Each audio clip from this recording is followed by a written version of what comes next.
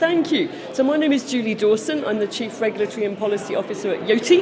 Yoti is an age and identity platform, so letting people choose to be able to prove who they are, how old they are, face-to-face and online. And we're really delighted to attend this summit. I think it's a really key landmark in the evolution and maturity of the age assurance industry.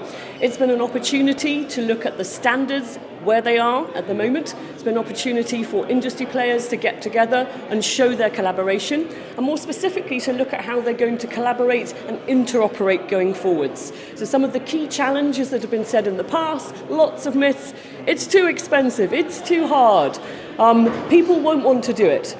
And I think what we're able to prove through the benchmarks that have been published this week and through the work on interoperability is that industry is working together, that there are clear standards, some that are ready, some that will be international and ready soon, and that there is now a global benchmark for one of those, facial age estimation. So people can see what is available, they can see how good it is, and they can look under the hood and understand more with transparency how the methods were built, how accurate they are, exactly the level of bias. So all of those things help build confidence and show that the age assurance industry is coming of age.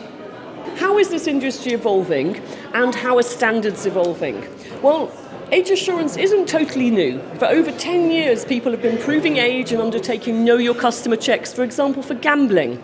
And 10 years ago, people would have said it's not possible to prove age at 18. But industry have proved that that is wrong, and it is possible to prove age. And now the age assurance industry has evolved. There was first a standard looking at publicly available specification. It was called PAS 1296, and that was set up 5 years ago. And it was a tokenized, interoperable, tokenized, data minimized age assurance. We've now moved on from that, and now there is an international standard, the IEEE, and very soon there'll also be the ISO standard for age assurance.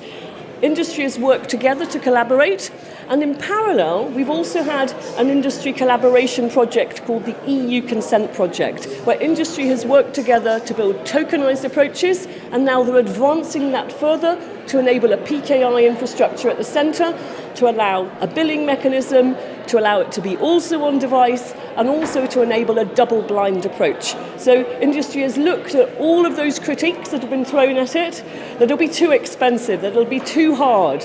They've looked at building on existing mechanisms. So over 1 billion age assurance checks have been undertaken in the last year. So this is looking at building on the approaches that are already proven. This isn't some academic harebrained scheme, but also looking at how that can be commercially viable and can offer choice to consumers. Yes, so it's not easy for organisations, I would admit today, that are offering services globally. And one of the things they can do is look at the members of the Age Verification Providers Association that all have to abide by the age assurance standards, which in today's world has up until now been the publicly available specification for age checking, and now is moving to the IEEE and ISO standards. Also look at organisations that have a range of methods, that offer a range of methods that in one integration, a relying party can pick a range of options so that that can fit different requirements in different countries. So Brazil might say, we need a parental consent and we will only allow a method based on an identity document. They might also say we're happy to enable with a buffer a facial age estimation, but it needs a 5-year buffer for something that's illegal.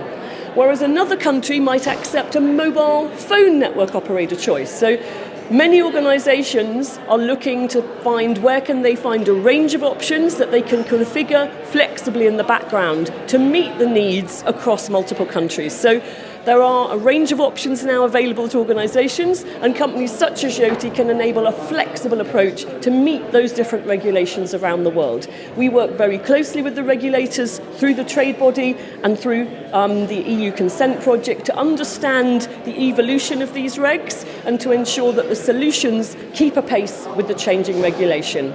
30% of people online are kids. Many people at the conference this week have been looking at exactly meeting that challenge. It's been a really small, informal setting with a central area where we've been able to meet and chat with regulators, with relying parties, with industry, with academics, and I think that melting point is really helpful in taking the industry to the next step. over a drink, you've been able to chat and work out, well, how could we do that? And I think it's that collaboration that is really important to take us to the next stage.